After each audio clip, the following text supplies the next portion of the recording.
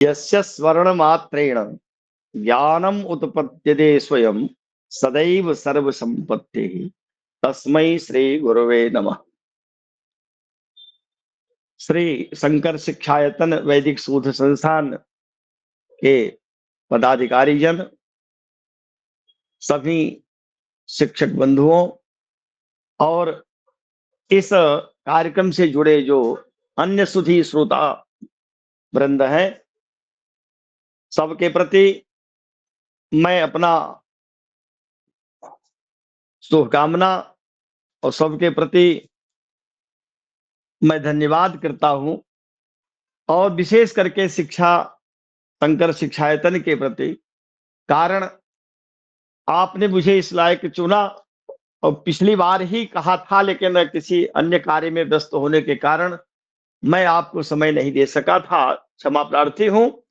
आज अभी हमारे समक्ष 3 विद्वानों ने अपने मंतव्य प्रकट किए, जिसमें कृष्ण कुमार भार्गव जी और डॉक्टर अश्विनी कुमार पांडे जी। ये तो दोनों विद्वान यही काशी हिंदू विश्वविद्यालय ज्योतिष विभाग के ही शोधक छात्र रहे हैं। ये अपने प्रत्यक्ष शिष्य तो नहीं, पर शिष्य कल्प हैं, और दोनों ने अपनी बढ़िया बात कही और प्रायः उन्हीं बिंदुओं को स्पर्श किया जिसको लेकर के हम लोग चर्चा कर रहे हैं। अभी आशीष कुमार ने भी प्रायः विद्युत को लेकर के बातें कही। विद्युत और ये जो ग्रंथ है, इस ग्रंथ का नाम ही कादम्बिनी है। कादम्बिनी तू मेघमाला, मेघमाला को कादम्बिनी कहते। मेघ की जो घटा होती है, घटाटोप जो घिर जाता है, जिसको हम मेघाच्छन्न दिन कहते हैं, दुर्दिन भी कहते हैं, उसी को कादम्बिनी कहा गया। कादम्बिनी ग्रंथ केवल वृष्टि को लेकर के नहीं, इसमें वृष्टि संबंधी समस्त बातें, विशेष करके कृषि संबंधी, और कृषि जीवन का मूल है। पाराशर ने भी कहा कि वृष्टिर मूला कृषि सर्वा, वृष्टि मूलम च जीवनम। यद्यपि कृषि से जीवन चलता है, पर कृषि तभी हो सकती है जब वृष्टि हो। वृष्टि 2 प्रकार से है। एक तो आजकल स्वयं भी साधन उपलब्ध करा करके लोग जल निकालते हैं और पृथ्वी से जल लेकर के सिंचाई कर लेते हैं, इसको अदेव मात्रिक कहा गया। और एक देव मात्रिक होता है जो शुद्ध रूप से देव कृपा पर ही निर्भर करता है। हमारे आचार्य मधुसूदन ओझा जी के समक्ष अनेक ग्रंथ विद्यमान थे, जिनका उन्होंने आलोडन किया है, भली भांति आलोडन किया। यद्यपि ये बहुत बड़े विद्वान थे और इन्होंने अनेक ग्रंथों की रचना किया है। अपने जीवन को इन्होंने केवल वैदिक जो विज्ञान में आए हुए जो विज्ञान छिपे थे उसको उद्घाटित किया। ये इनका बहुत बड़ा योगदान था। पर मूल चूंकि कृषि है, अब बिना कृषि के जीवन चल नहीं सकता। कृषि को लेकर के एक प्रश्न किया है बृहस्पति संहिता में। इंद्र ने पूछा बृहस्पति से कि आखिर में ये कृषि का मूल क्या है। तो उन्होंने कहा था कि गृहस्थाचार धर्मस्य मूला कृषि उदारता। जो गृहस्थ जीवन का मूल है वो कृषि पर ही है। इसलिए जितने आश्रम हैं वो गृहस्थाश्रम से ही रहते हैं, जीवित रहते हैं। इसलिए कृषि बहुत आवश्यक है। कृषि से अन्न उत्पन्न होगा, और कृषि करने के लिए वेद आज से नहीं, जब वेदों के काल से ही एक अक्ष सूक्त है जिसमें वो आचार्य ऋषि कह रहा है, अक्ष को उसको सूचित कर रहा है और कह रहा अक्षर महादेव्य कृषिमित कृषस्व वित्ते रमस्व बहुमन्यमान तत्र कितव जाया तत्र गावः। हे कितव, कितव वो जो जुआड़ी है, उस जुआड़ी को संबोधन करके कहा कि तुम जो पासे खेलते हो, पासे खेलने से तुम्हारा जीवन नष्ट होगा और इससे कुछ प्रगति नहीं कर पाओगे। करना क्या है तुम्हें, तो अक्षर महादेव्य, पासे को बंद करो खेलना। कृषिविद कृषस्व, केवल कृषि करो, कृषि कार्य करो। वो कृषि से ही क्या होगा, इसी में तुम्हारी गाय है, पशु है, धन धान्य है, इसी में तुम्हारी जाया है। तो कृषि जो है यह मूल है, लेकिन यह जल के बिना कृषि होगी कैसे। सब अदेव मात्रिक हो नहीं सकते। क्योंकि जल 4 प्रकार से देखा जाता है। एक जल तो पृथ्वी के अंदर का होता है, उसको हम जब विचार करते हैं तो उसके लिए चौथे भाव को देखते हैं, हिबुके नादः सलिलम। जो पृथ्वी के अंदर का जल है वो हिबुक माने चतुर्थ भाव से। और सप्तमे तो नद्यागमनम, नदी में बाढ़ आती है, नदी भर जाती है, वो कभी कभी अपने तटबंधों को तोड़ देती है, तो उसको सप्तम से। और 10वें वृष्टि प्रपतनम, आकाश से जो वृष्टि होती है उस 10वें स्थान से देखते हैं। और लग्नेन तु तृतीयम, तीनों चीजों को हमको लग्न से देखना होता है। तो लेकिन एक चुनौती दी गई थी हमारे शास्त्रों को, विशेषकर ज्योतिष शास्त्र को एक चुनौती मिलती रही है शुरू से। कह दिया नीतिकारों ने कि ज्योतिषे जलदम मिथ्या, ज्योतिषे जलदम मिथ्या, जलद के विषय में ज्योतिष शास्त्र झूठा है। मिथ्या माने गलत है।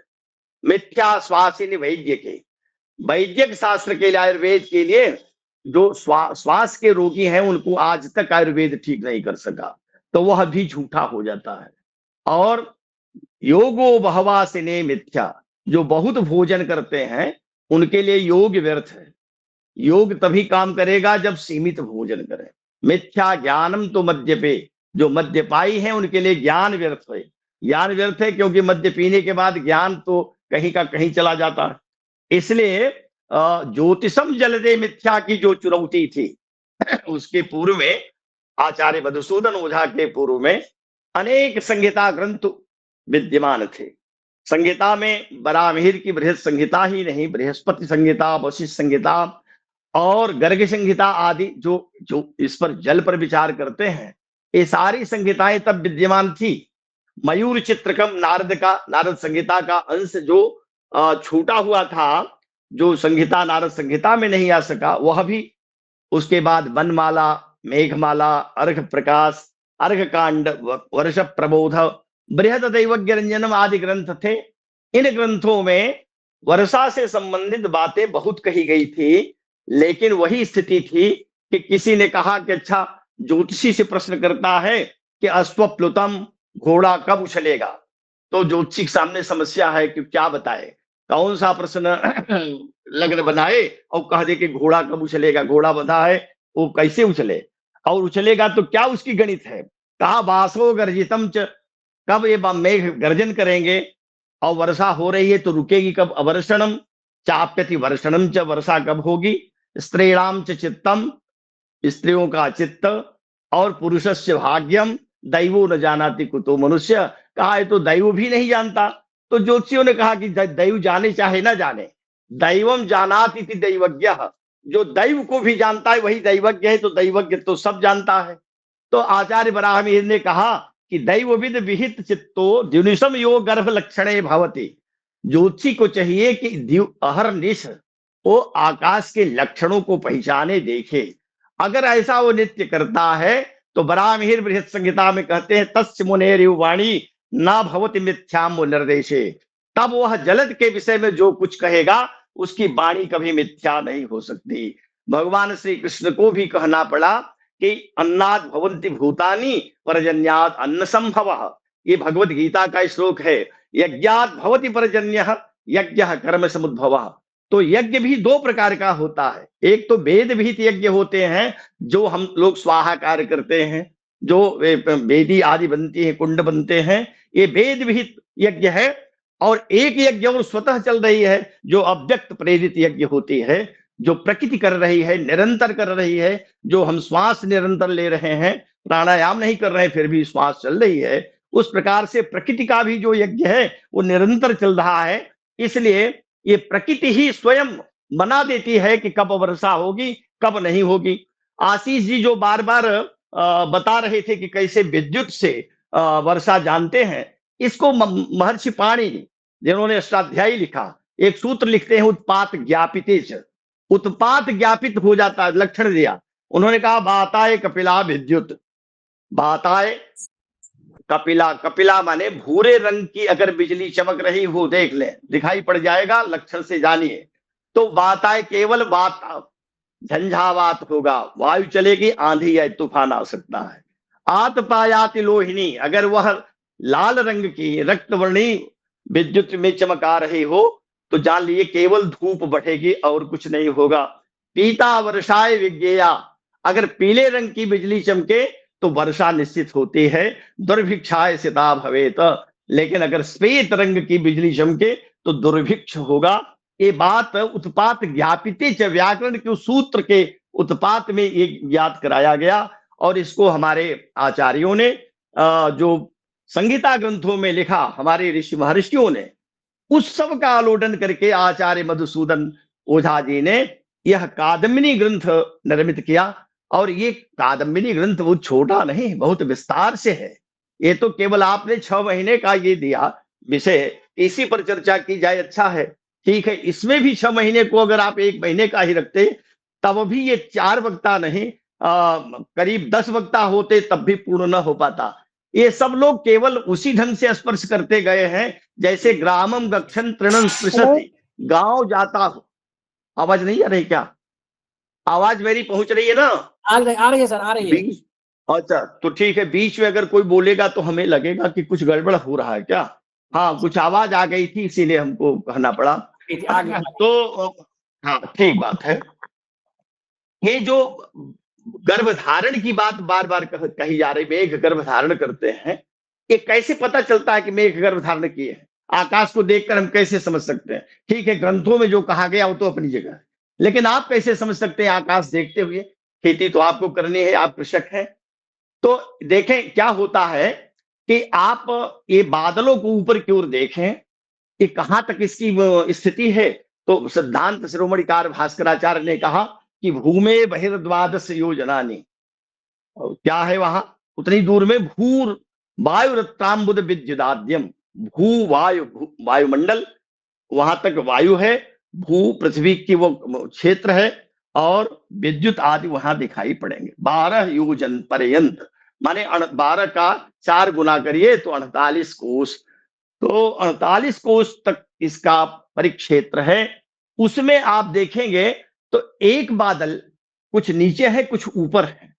ऊपर के बादल पूरब से पश्चिम जा रहे हों और दूसरे नीचे के बादल पश्चिम से पूरब आ रहे हों, तो उस दृश्य को देखकर समझ लीजिए कि मेघ गर्भ धारण कर रहा है।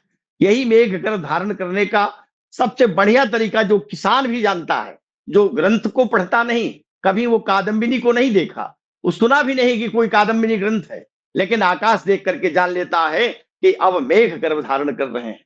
और मेघ जब गर्भ धारण करते हैं तो इसको देखिए, वाल्मीकि ने भी कहा और भागवतकार व्यास ने भी कहा, दोनों में थोड़ा अंतर हो रहा है।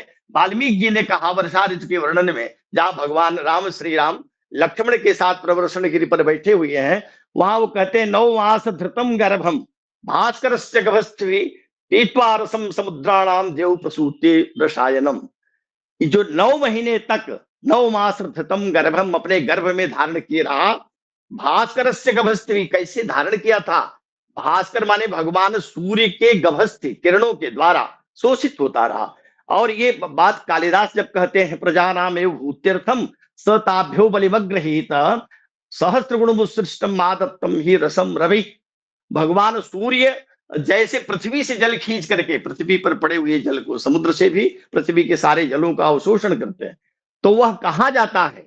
ये तो सीधे से महाकवि कालिदास ने मेघदूत में कहा कि धूमस ज्योति सलिल मरुताम सन्निपातक को मेघ संदेशार्थाक्व पटुकर्णे प्राण भी प्रापणीयाः। ये क्या है? धूमस ज्योति सलिल मरुताम सन्निपात, इनका जो इकट्ठा होना है यही है मेघ। और कालिदास जो है मेघदूत तो लिखते हैं, मेघदूत तो केवल जो है एक दूत ग्रंथ है, प्रणय का संदेश दे रहे हैं, लेकिन किससे दे रहे हैं? तो बादल को जानते हैं, लेकिन भूल गए क्या कि नहीं नहीं ये बादल तो निर्जीव है, नहीं ले जा पाएगा, लेकिन उसकी सारी गतिविधियों को बताते जा रहे हैं। त्वामारूढ़ाम पवन पदवी उदग्रहीताल कांता, जब तुम पवन के पदवी पर आरूढ़ होगे हे मेघ, वो पवन माने हवा ही ले जाती है। हवा जब चाहे जिस तरह जाए उधर ही मेघ जाएंगे। गोस्वामी तुलसीदास ने कह दिया, कबहु प्रबल बहुमारत जह तह मेघ विलाहे, जिम कपूत के उपजे कुल सद्धर्म नशाए। जब मेघ बहुत तेज वायु बहने लगती है तो जिधर तिधर मेघ बिला जाते हैं, नष्ट हो जाते हैं। ये गोस्वामी तुलसीदास कह रहे हैं। तो 9 मास धृतम गर्भम, और उसी को पीत्वा रसम समुद्राणाम, समुद्र से रस माने उसके जल को लिया, और देव प्रसूते रसायनम, वर्षा ऋतु में द्युलोक अब रसायन का प्रसव कर रहा है। माने रसायन, ये जल सामान्य नहीं, अमृत है, रसायन है, रसायन गिर रहा है। उधर भागवत कार्य व्यास जी क्या कहते हैं, व्यास जी को देखिए, वो भी वर्णन कर रहे हैं वर्षा ऋतु का। वो कहते हैं अष्टौ मासान निपीतम यह भूम्यास्य उद्वयम वसु। अष्टौ मासान, वहां कह रहे थे 9 मास घृतम गर्भम, ये वाल्मीकि ने कहा था, पर व्यास जी कह रहे हैं कि नहीं, अष्टौ मासान निपीतम यह भूम्यास्य उदमयम वसु, जो पृथ्वी का उदमय वसु है, धन है, उसको 8 मास तक पान करके स्वगोभिर मोक तुम्हारे भे पर्जन्य काल आगत।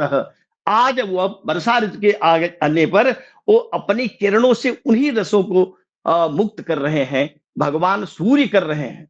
सूर्य ही इंद्र है। ये ब्रह्म वैवर्त पुराण में पूछा कि ब्रुवंतु परमार्थम च कि इंद्राद वृष्टिरेव च, आप परमार्थ के लिए कहिए, क्या इंद्र ही है वर्षा का कारक? तो उत्तर दिया कि नहीं, सूर्यात जायते तोयम तोया सस्यानि शाखिनः, सूर्य से जो जल वृष्टि होती है, सूर्य ही इंद्र है। अब उसको सिद्ध करने का यहाँ अवसर नहीं है, केवल ये कह रहा हूं कि जो सूर्य है यही जल के कारक हैं।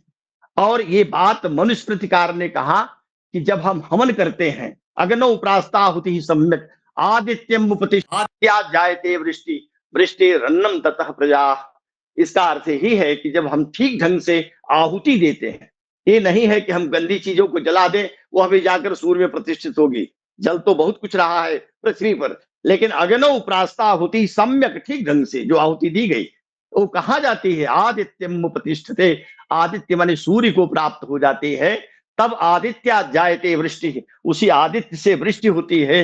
वृष्टि रन्नम ततः प्रजा, और वृष्टि से अन्न होता है, उसी से प्रजा माने प्रजा, अपने जो जीव जंतु हैं सब, केवल मनुष्य नहीं, क्योंकि अन्न जो है वह जिसको हम खाते हैं, धान्य यही नहीं, उसके साथ जो उसका फसल है, जिसको हम कह सकते हैं कि यह भूसा बन जाता है, या चरी आदि जो घास आदि होती है, यह भी अन्न ही है।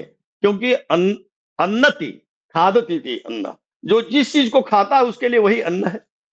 तो इतनी बातें हमारे पूर्व आचार्यों ने कहा, अगर उसी को कहूं तो दोहराना हो जाएगा, लेकिन कुछ पिष्ट पेषण न करके थोड़ी देर में थोड़ी बात कह दे रहा हूं, एक एक मासों का एक एक बिंदु स्पर्श कर रहा हूं।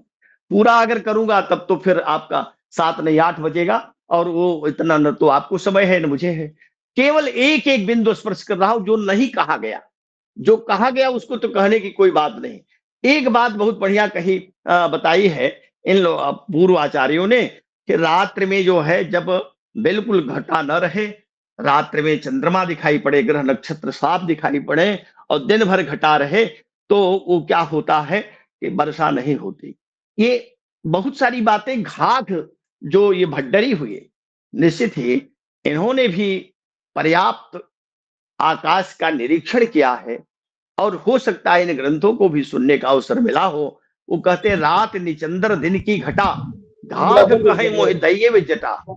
घाघ कहते मुझे दैव ने आज धोखा दे दिया, अब वर्षा नहीं होने वाली है, क्योंकि रात्रि भर तो बिल्कुल साफ रहता है आसमान, और सवेरे जो है यह बरसता है, सवेरे इसमें दिखाई पड़ते हैं, बादल घिर आते हैं। कार्तिक मास से आपने कहा था, तो कार्तिक मास का एक वर्ष प्रबोध से भी तुलना किया है, अर्घ प्रकाश से भी हमने तुलना किया है, मयूर चित्रकम से तुलना किया है, और ये सारी तुलनाओं को करके आचार्य जी के प्रत्येक श्लोकों को कि कौन कहां मिलता है, ज्यों का त्यों नहीं मिलता, इनका मूल कृति तो इन्हीं की है, पर भाव को ग्रहण किया है कि वहां उस आचार्य ने ये बात कही है।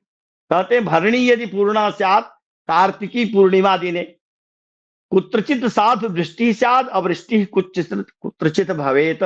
ये आचार्य मधुसूदन जी ने इसी कादम्बिनी में कहा। इसको यही बिल्कुल ज्यों की त्यों बात कर रहा है वर्ष प्रबोध काल। वो कह रहे हैं 90 उनका श्लोक है कि अथवा भरणी सर्वा कार्तिक्याम भवति ध्रुवम दुर्भिक्षम जायते घोरम तथा रोगा भवन्ति ही। रोग भी होगा और दुर्भिक्ष होगा, थोड़ी वर्षा होगी। तो ये जो बात कह रहे हैं आचार्य, कार्तिके यदि संक्रांते पर्यंते दिवसद्वय महावृष्टि तदा तदा वृष्टि शुभा भाविनी वत्सरे, तदा अवृष्टि हो जाएगी, वृष्टि नहीं। तो जैसे मयूर चित्रकार ने कहा, जो नारद जी ने कहा, जो बरावीर ने कहा है, वो बहुत स्थलों पर मार्गशीर्ष मास में देखें, मार्गशीर्ष मास में कहा कि मार्गस्य कृष्णे सप्तम्याम नवम्याम ईश दिग यदि मेघच्छन्ना तदा स्तोकम वृष्टिर्वातो थवा वहेत। ये कादम्बिनी का मार्गशीर्ष का 33वां श्लोक है। मयूर चित्रकम का जो श्लोक 5वां है देखें, मार्गशीर्ष वाले प्रसंग में, मार्गशीर्ष मास फलम, वो कहते हैं मार्गशीर्ष सप्तम्याम नवम्याम ईश दिक यदि, ईश दिक माने ईशान कोण में, अगर मार्गशीर्ष सप्तमी या नवमी को ईश दिक में, ईशान कोण में क्या हो, दृश्यते मेघ संचन्ना, मेघ बादल दिखाई पड़े घेरे हुए, तो स्तोकम बरसती वासव, बादल थोड़े बरसते हैं। यही बात कह रहे हैं मधुसूदन ओझा जी, मेघ सन्ना तदा स्तोकम वृष्टिर्वातो अथवा वहेत। तो इस प्रकार से अनेक जो श्लोक है, यही मंथन का विषय है, यह शोध का विषय है कि कोई एक अगर चाहे शोधक छात्र तो इस विषय को, कादम्बिनी को ग्रहण करके इसमें अन्य जगहों पर जो संगीता ग्रंथ से लेकर मेघमाला, वनमाला, मयूर चित्रक, वर्ष प्रबोध, अर्धकांड, अर्घ प्रकाश, सब जगह जहां जहां ये प्रसंग है उनको लेकर के तुलनात्मक अगर अध्ययन करें तो बहुत बड़ा कार्य हो सकता है। इतने कम समय में हम लोग तो केवल थोड़ी थोड़ी बातें, वही ग्रामम गच्छन् तृणं स्पृशति की तरह है। तो अब एक और बता दूं कि जो मेघ की बात कही गई, कालिदास कहते हैं कि वो मेघ बड़े उच्च कुल में पैदा हुआ है। मेघदूत में कहा, जातम वंशे भुवन विदिते पुष्करम वार्तका नाम, जातम वंशे भुवन विदिते पुष्करावर्तका नाम, जानामि त्वाम प्रकृति पुरुषम काम रूपम मघोन।